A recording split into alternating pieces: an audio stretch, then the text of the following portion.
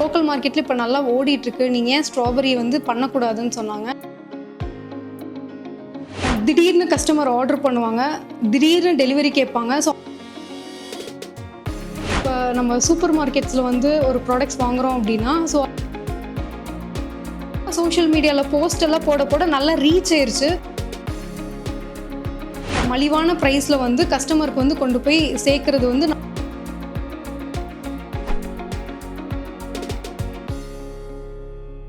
வாழ்த்துக்கள். உங்கள பத்தி நம்ம நேயர்கள் கூட ஷேர் பண்ணிக்கோங்க. வாழ்த்துக்கள். என் பேர் வந்து சுஷ்மிதா. நான் இன்ஜினியரிங் கிராஜுவேட்டு. முடிச்சுட்டு ஒரு 6 மந்த்ஸ் சாஃப்ட்வேர் கம்பெனில நான் வொர்க் பண்ணிட்டு இருந்தேன். இப்போ வந்து எஸ்ஆர் என்டர்பிரைசஸ்ன்ற நிறுவனத்துக்கு நான் ஃபவுண்டரா இருக்கேன் நானு.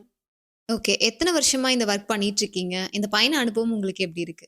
கடந்த 5 வருஷமா நான் இந்த நிறுவனத்த ரன் பண்ணி சக்சஸ்ஃபுல்லா ரன் பண்ணிட்டு வந்துட்டுருக்கேன். இது வந்து என்னோட 5த் இயர். இது வந்து எம்பரர் இயர்ன்னு சொ அ எம்பரர் இயர்ன்னு சொல்லலாம்.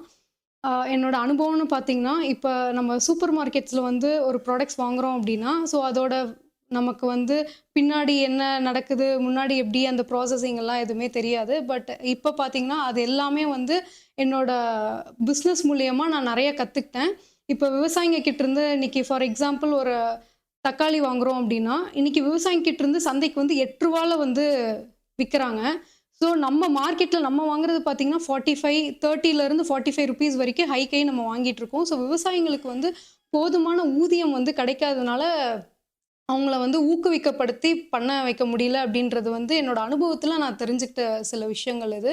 அது மட்டும் இல்லாம நெறையா வேல்யூ ஆடட் ப்ராடக்ட்ஸ்ல எப்படி வந்து விவசாயம் மூலியமா பண்ணலாம். இப்ப டொமேட்டோனா, இப்ப டொமேட்டோல வந்து நம்ம ட்ரை டொமேட்டோ பவுடர் பண்ணலாம்.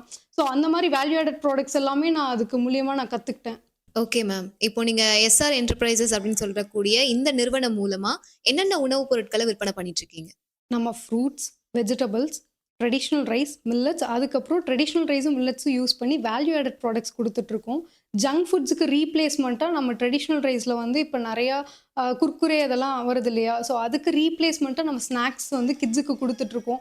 ஸோ ஆரம்பத்துல இருந்தே அவங்க ஏன்ஷியன்ட் ப்ராடக்ட்ஸ இப்ப இருந்தே ருசி பார்ப்பாங்க. ஸோ அதுக்காண்டி நம்ம ஒரு அந்த ரீப்ளேஸ்மெண்ட் கொண்டு வந்திருக்கோம். ஃப்ரூட்ஸ் அப்படின்றது வந்து இப்ப நம்ம லோக்கல் மார்க்கெட்ல கிடைக்கிற ஆப்பிள் அந்த மாரி நம்ம சேல் பண்றதில்ல.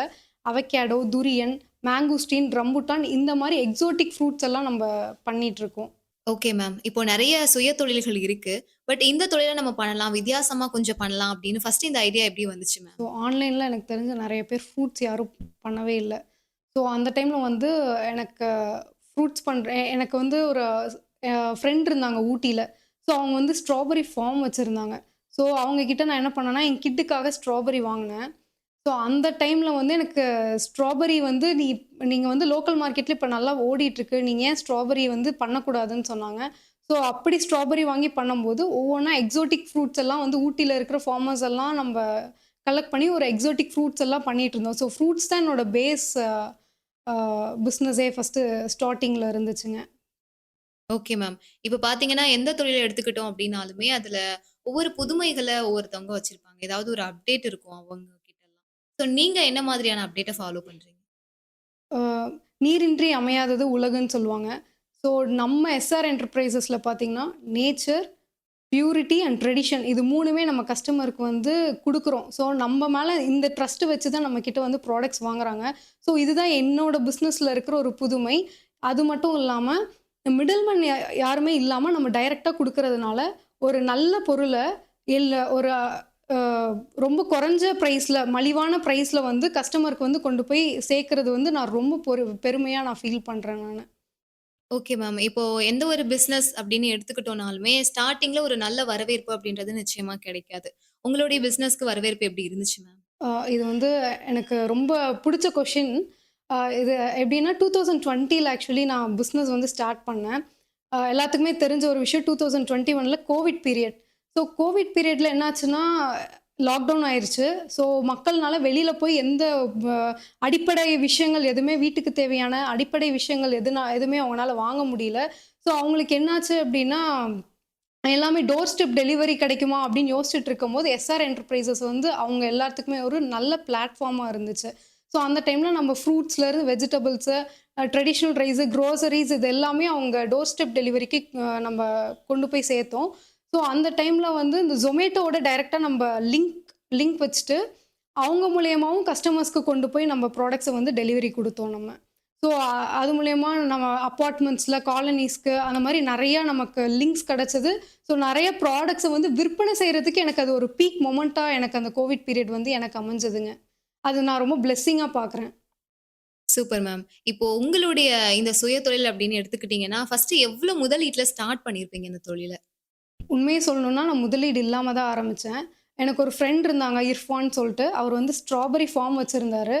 ஸோ, அவருக்கு வந்து அங்க குடோனும் இருந்துச்சு. ஸோ, எங்க ப்ராடக்ட்ஸ் எல்லாம் ப்ரொக்யூர் பண்ணி அந்த குடோன்ல நாங்க ஸ்டாக் பண்ணிக்கிட்டோம். அவர் எனக்கு ஸ்ட்ராபெர்ரி ஃபர்ஸ்ட்டு எனக்கு வந்து முதலீடு இல்லாம எனக்கு அந்த ப்ராடக்ட் குடுத்தாங்க. ஸோ, அந்த ப்ராடக்ட்ட நான் வித்துட்டு அவர்கிட்ட வந்து அமௌண்ட் குடுத்து, ஸோ இப்படி தான் என்னோட பிசினஸ் வந்து வளர்ச்சி அடைஞ்சது ஆரம்பத்துல. ஸோ, இப்படியே கொஞ்சம் கொஞ்சமா மெதுவா ஒவ்வொரு ப்ராடக்ட்ஸா நான் வந்து ஆட் ஆன் பண்ணிட்டே வந்துட்டுருந்தேன் நானு. Okay ma'am. இப்ப பார்த்தீங்கன்னா, உங்களுடைய இந்த நிறுவனத்தில நெறைய உணவுப் பொருட்கள் இயற்கையான முறையில விற்பனை பண்ணிட்டு இருக்கீங்க. இருந்தாலுமே பார்த்தீங்கன்னா, மார்க்கெட்டிங் அப்படின்றது எல்லா தொழிலுக்குமே கொஞ்சம் சவாலான விஷயமா இருக்கும். ஸோ நீங்க எப்படி மார்க்கெட்டிங் பண்றீங்க? எப்படி கஸ்டமர்ஸ் எல்லாம் ஹேண்டில் பண்றீங்க? அ சோஷியல் மீடியா லிங்க்ஸு ஆ அது மட்டும் இல்ல. இந்த கொரோனா பீரியட்ல உங்களுக்கு தெரியும். எல்லாமே அந்த கோவிட் பீரியட்ல வந்து நல்ல உணவு கிடைக்காதான்னு பார்த்துட்டு இருக்கிற டைம்ல வந்து, நம்ம நெறையா சோஷியல் மீடியால போஸ்ட் எல்லாம் போட, போட நல்லா ரீச் ஆயிருச்சு. ஸோ, அந்த டைம் வந்து எனக்கு ஒரு எபிக் மூமெண்ட். ஸோ, அந்த டைம்ல நம்ப ப்ராடக்ட்ஸ் எல்லாம் வந்து அவங்களுக்கு குடுத்ததுனால, எனக்கு கொஞ்சம் மார்க்கெட்டிங் அந்த டைம்ல எனக்கு ரொம்ப ஈஸியா இருந்துச்சு. ஸோ, அவங்க கஸ்டமர் பேஸ் வந்து இன்னைக்கு வரைக்கும் எனக்கு இருக்கு. ஸோ, அதுல வந்து ஒரு கஸ்டமர் பார்த்தீங்கன்னா, நம்மகிட்ட ரெகுலரா வாங்கிட்டு இருக்காங்க. அவங்க மூலியமா எனக்கு ஒரு எக்ஸ்போர்ட் ஆர்டர் கூட வந்திருக்கு. ஸோ, அப்படி வந்தது தான் எனக்கு ஒரு கத்தார்ல ஒரு ஆர்டர் வந்துச்சு. ஸோ, அவங்க இன்னைக்கு வரைக்குமே என்கிட்ட வந்து ப்ராடக்ட்ஸ் வாங்கிட்டு இருக்காங்க. கத்தாருக்கு நம்ம டைரக்ட்டா வந்து டெலிவரி குடுத்துட்டே இருக்கோம் நம்ப. Okay ma'am. எந்த பிசினஸ் ஸ்டார்ட் பண்றோம் அப்படின்னாலுமே, அதுக்கு லைசென்ஸ் எடுக்கணும் அப்படின்னு சொல்லுவாங்க. ஸோ கண்டிப்பாக. நீங்க பண்ணிட்டு இருக்க இந்த பிசினஸ்க்குமே லைசென்ஸ் இருக்கா மேம்? எஃப்எஸ்எஸ்ஐ லைசென்ஸ் வந்து ஃபுட் ப்ராடக்ட்ஸ்ன்றதுனால கண்டிப்பா அது அவசியம். ஸோ, எஃப்எஸ்எஸ்ஐ இருக்கணும். ஸோ, ஜிஎஸ்டி அண்ட் எஃப்எஸ்எஸ்ஐ வந்து 2 லைசென்ஸுமே நம்ம கிட்ட இருக்கு. Okay ma'am. இப்ப நார்மலா எந்த ஒரு தொழில் அப்படின்னு எடுத்துக்கிட்டாலும், சாதாரணமான தொழில்கள் நம்ம எல்லாருக்குமே தெரியும். நீங்க கொஞ்சம் வித்தியாசமான முறையில, இப்படி நம்ம ஆன்லைன்ல ஃப்ரூட்ஸ ஸ்டார்ட் பண்ணலாம் அப்படின்னு சொல்லி ஸ்டார்ட் பண்ணீங்க. ஸோ இந்த மாதிரியெல்லாம் பண்ணலாம். இதுக்கு வந்து அடுத்த ஸ்டெப் இதெல்லாம் பண்ணலாம் அப்படின்னு உங்களுக்கு ஃபுல் அண்ட் ஃபுல் வழிகாட்டியா இருந்த நபர்ன்னு யார சொல்லுவீங்க? வழிகாட்டி அப்டின்னா, அப்பா கிட்ட வந்து பிசினஸ் எத்திக்ஸ் எல்லாம் நான் கத்துக்கிட்டேன். நான் 2016ல காலேஜ் முடிச்சேன். முடிச்சுட்டு வந்துட்டு ஜாப் போயிட்டு குவிட் பண்ணிட்டு, அப்பாவோட பிசினஸ் தான் நான் பார்த்துட்டு இருந்தேன். ஸோ, அதுல எனக்கு வந்து நெறைய கஸ்டமர்ஸ் கிட்ட எப்படி பேசுறது அப்டின்ற ஒரு விஷயங்கள் வந்து அப்பா வந்து எனக்கு கொஞ்சம் கத்துக் குடுத்துருந்தாங்க. இன்னொன்னு வந்து அம்மா வந்து எனக்கு ஃபுல் பில்லர் ஆஃப் மை சப்போர்ட்ன்னு சொல்லலாம். ஏன்னா, இப்ப வேல்யூ ஆடட் ப்ராடக்ட்ஸ் எல்லாமே எனக்கு அம்மா தான் செஞ்சு குடுக்குறாங்க. என்னால இப்ப இங்க செய்ய முடியல. ஸோ, அந்த மாரி டைம்ல எனக்கு அம்மா வந்து ஃபுல் சப்போர்ட் குடுத்து, எனக்கு எல்லாமே நல்ல முறையில naturally mat products, homemade products வந்து எல்லாமே செஞ்சு குடுத்துட்டுருக்காங்க. இன்னொன்னு வந்து என் பொண்ணு வந்து மேஜர் சப்போர்ட்டு. இன்னைக்கு என்னோட இன்ஸ்டா பேஜ் பார்த்தீங்கன்னாவே தெரியும். அவ சில பல ப்ராடக்ட்ஸ்க்கெல்லாம் வந்து எனக்கு ஒரு நல்ல பிராண்ட் அம்பாசிடராவே அவ இருக்கா. ஸோ, எனக்கு அது ரொம்ப பெருமையா நான் ஃபீல் பண்றேன் நானு. Okay ma'am. எந்த தொழில் அப்படின்னு எடுத்துக்கிட்டோம்னாலுமே, எந்த ஒரு பிசினஸ் அப்படின்னு எடுத்துக்கிட்டாலும், பின்னாடி வந்து இவ்ளோ சவால்கள் இருக்கு அப்படின்னு சொல்லுவாங்க. ஸோ உங்களுடைய பிசினஸ்ல ரொம்ப கஷ்டமா, சவாலா நினைக்கக்கூடிய விஷயங்கள் என்ன? சவால் வந்து டெலிவரி அண்ட் பேக்கேஜிங் தான் சொல்லலாம். அ திடீர்னு கஸ்டமர் ஆர்டர் பண்ணுவாங்க. திடீர்னு டெலிவரி கேட்பாங்க. ஸோ, அந்த மாரி டைம்ல ரொம்ப கஷ்டமா இருக்கும். டைம் கேட்டாலும் டைம் குடுக்க மாட்டாங்க. அண்ட் மோர் தேன் தட் நாங்க ஃப்ரூட்ஸ் அண்ட் வெஜிடபிள்ஸ் வந்து பண்ணிட்டு இருக்கறனால, இந்த கொரியர்ல வந்து நம்ம அனுப்புவோம் இல்லையா? ப்ராடக்ட்ஸ் எல்லாம். ஸோ, இன்னைக்கு வந்து ஆர்டர் பண்ணாங்க அப்டின்னா, நாளைக்கே டிஸ்பேட்ச் பண்ணிரணும். டிஸ்பேட்ச் பண்ணி அவங்க கைக்கு வந்து நெக்ஸ்ட் டே வந்து அவங்க கைக்கு வந்து கிடைக்கிற மாரி இருக்கும். ஸோ, அந்த மாரி டைம்ல வந்து ஃப்ரூட்ஸ் 1 நாள், 2 நாள் வந்து லேட் ஆகி போச்சு அப்டின்னா, அவங்களுக்கு ப்ராடக்ட் வந்து ராட்டன் ஆயிரும். ஸோ, அப்ப என்ன பண்றோம்னா, நம்ம திரும்ப ரீப்ளேஸ்மென்ட் பண்ணுவோம். அந்த விதத்துல நாங்க என்ன கத்துக்கிட்டோம்னா, எப்படி ப்ராடக்ட்ட கரெக்ட்டா மெயின்டெயின் பண்ணி பேக்கேஜிங் பண்ணி குடுக்குறது. ஸோ, அப்போ வந்து நாங்க தெர்மாகோல் பேக்கிங் வந்து கத்துக்கிட்டு தெர்மாகோல் பேக்கிங்ல பண்ணி குடுத்தோம். இன்னொன்னு கொரியர் கூட வந்து ரொம்ப ஒரு நல்ல ரிலேஷன்ஷிப்ல இருந்து ரெகுலரா அவங்கள ட்ராக் பண்ணி கஸ்டமருக்கு குடுக்குற மாரி நம்ம சப்போர்ட்ட வந்து அவங்க கிட்ட இது பண்ணிக்கிட்டோம். Okay ma'am. இப்ப நீங்க வந்து ஒரு பெண் சுய தொழில் முனைவோரா உருவாகி இருக்கீங்க. உங்கள மாதிரியே ஒரு சுய தொழில் தொடங்கணும் அப்படின்னு நினைக்கக்கூடிய பெண்களுக்கு நீங்க என்னென்ன ஆலோசனைகள் சொல்ல நினைக்கிறீங்க? இன்னைக்கு பெண்களுக்கு வந்து சுயதொழில் ரொம்ப முக்கியமான ஒரு விஷயம். செல்ஃப் இண்டிபெண்டன்ஸ. அது மட்டும் இல்லாம வெளியில ஒரு செல்ஃப் ரெஸ்பெக்ட் வந்து ஒரு பெண்ணுக்கு கண்டிப்பா தேவ. வெளியில போனா, இப்ப ஒரு பெண்ண பார்த்தா, "நீங்க என்ன பண்றீங்க? ஜாப்ல இருக்கீங்களா?" அப்படின்னு எல்லாருமே கேட்குறாங்க. ஸோ அந்த மாதிரி டைமில் அவங்க ஒரு தொழில் தொடங்கி செஞ்சுட்டு இருந்தாங்கன்னா அவங்க கம்பீரமாக சொல்லலாம், இந்த மாதிரி நான் வந்து தொழில் பண்ணிகிட்ருக்கேன், இந்த மாதிரிலாம் தொழில் பண்ணிகிட்ருக்கேன் அப்படின்னு சொல்லும்போது அவங்களுக்கே அவங்க வந்து பெருமையாகவும் தன்னம்பிக்கையாகவும் ஃபீல் பண்ணுவாங்க. ஸோ அதனால வந்து எல்லா பெண்களுக்கும் வந்து சுயதொழில் வந்து அவசியம்ன்றது சொல்லுவேன். நிறைய பேர் பயந்துட்டு வந்து செய்யாமல் இருப்பாங்க. ஸோ பயப்படாதீங்க, தைரியமாக வெளியில் வந்து தொழில் செய்யுங்க. நம்மனால முடியலன்னா வேற யாருனாலையும் முடியாதுன்ற ஒரு விஷயத்த நீங்க என்னைக்குமே மைண்ட்ல வச்சுக்கிட்டீங்கன்னா, கண்டிப்பா வந்து எல்லாரும் சக்சஸ் பண்ணுவீங்க. Okay ma'am. நீங்க நார்மலா ஒரு வுமனா இருந்திருக்கீங்க. ஸோ அதுக்கப்புறம் ஒரு பிசினஸ் வுமனா மாறியிருக்கீங்க.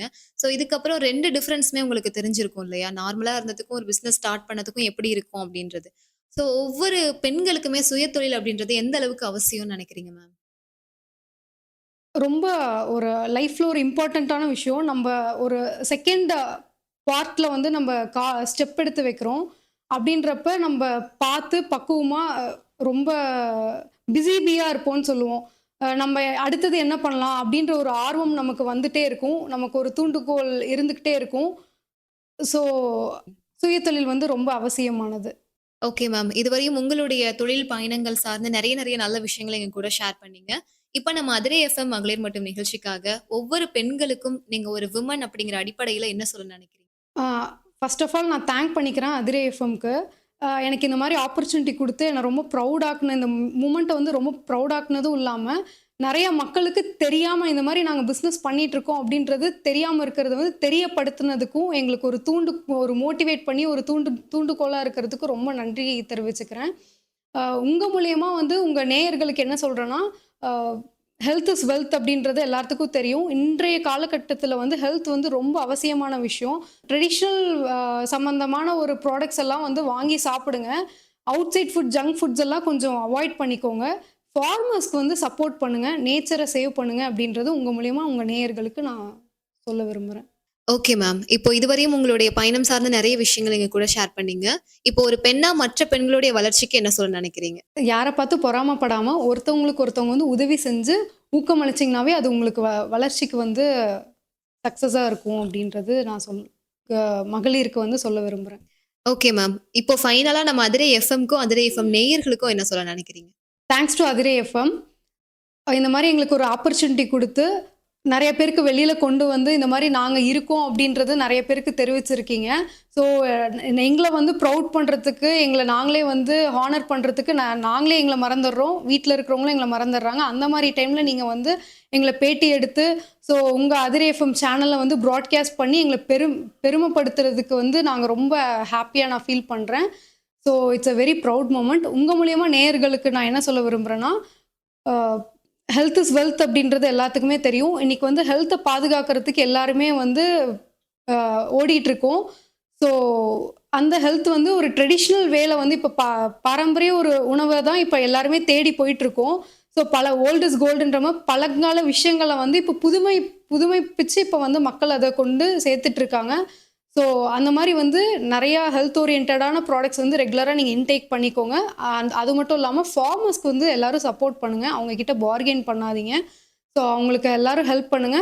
விவசாயம் இல்லன்னா நம்ம கண்டிப்பா இல்ல அப்படின்றது நான் அதிரே எஃப்எம் நேயர்களுக்கு நான் சொல்ல விரும்புற ஒரு கருத்து.